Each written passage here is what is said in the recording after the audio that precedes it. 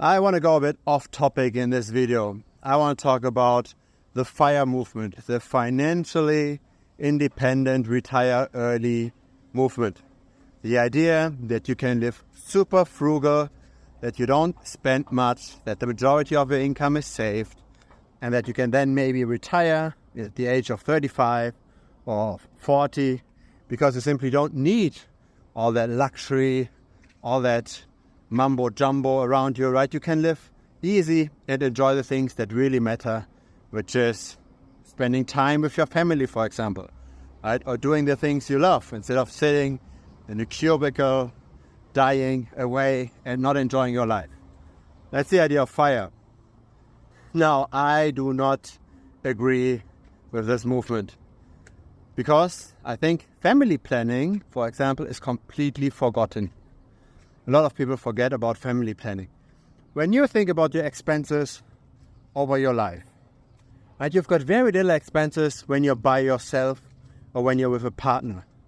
When you're studying at university, you have a small apartment, you can live very simply, and usually, unless you don't start splurging the money out for unnecessary stuff, you have very low expenses. Now, once you have a family, this completely changes. Once you've got, say, 2 or 3 children, let's assume most people want to do that. Once you've got that life, your expenses go completely through the roof. Because you've got a bigger house, you don't need any more a small apartment, you might need a 2 or 3 story house, you've got education expenses, you've got more transportation expenses. Maybe bring the kids to school, maybe pay for a school bus. You've got all kinds of expenses. Maybe you need a domestic helper now, at least part-time, but probably with 3 children, even full-time.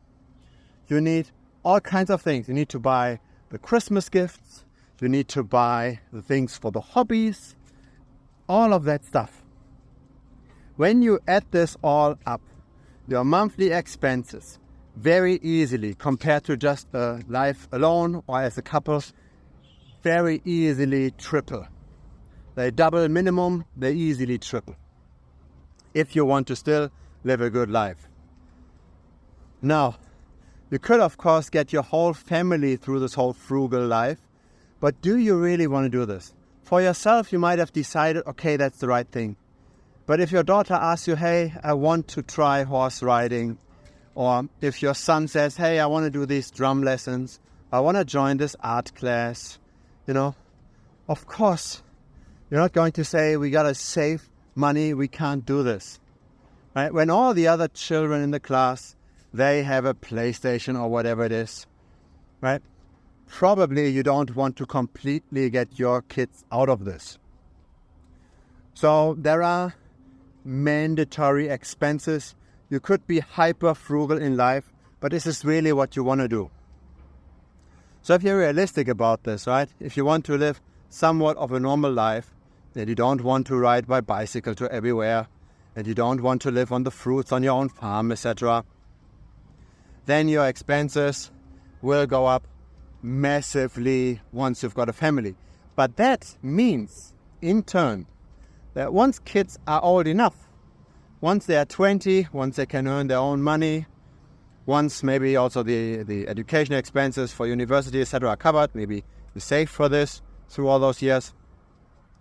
Once they can live by themselves and you don't have to monthly support them anymore, the expenses go down drastically. So once they're out of the house, retiring becomes super, super easy, comparatively speaking. Because now you will downsize the house, right? You don't need any more 300-400 square meters to house everyone. It would be actually pretty bad, right? If you're just a couple to live in such a big place because you never meet each other. Right? So it's more comfortable actually to downsize. And you will probably also need just one car, right? Not both people need a car anymore, and maybe 1 or 2 kids need a car as well, right? You will downsize on transportation as well. Same for hobbies, right? You only pay your own hobbies, and maybe most of the equipment that you need for your particular hobbies has already been paid for. So expenses then go back to not the university level, right? But they still go back massively. And then it's easy to retire. Let's say you run a mortgage on this big house. And maybe it's a 30-year mortgage. After 20 years, the kids are out. You don't have all the kids at the same time. So let's say after 25 years, the kids are out. You've got 5 years left on your mortgage. You pay back the remaining thing. You've got this big house that you can then start to rent out.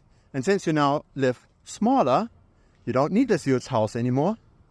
You've got money to spare. So just by paying off a mortgage over those 25 years on a big house and by downsizing, you will already be pretty much in retirement. If you now compound this by, say, even moving to a cheaper country once you retire. Let's say you don't need to live anymore in a big city because you're not earning the money anymore, right? You want to live off your savings. You can live in an area that's way cheaper. You can live even in a country that's way cheaper. So really, retiring itself, once the kids are out of the house, is comparatively easy. Maybe even at some point you will get a rainfall from some kind of inheritance. Also possible.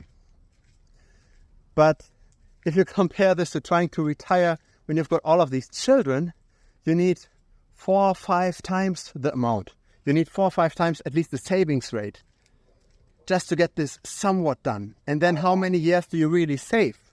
Because let's say you can, instead of retiring at 55 or 60, you can then retire at 40. You saved 15 years of working. But if your work isn't that terrible, if you maybe even combine this with working from home regularly, that you still already have quite a bit of time with your family, then is the benefit of retiring early really worth putting the whole family through all of that struggle of hardcore saving of 60-70% savings rate? I've got my doubts. So retiring, I think the retirement age should be mainly locked towards whenever the kids move out of the house.